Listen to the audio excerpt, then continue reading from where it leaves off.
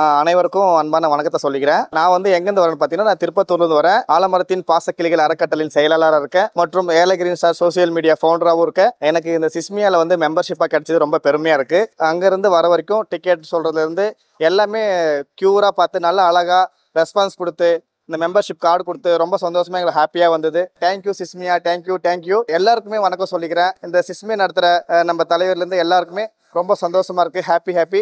சென்னைக்கு வந்து ரொம்ப ஒரு பெருமையா இருக்கு எனக்கு. ரொம்ப நன்றி சிஸ்மியா.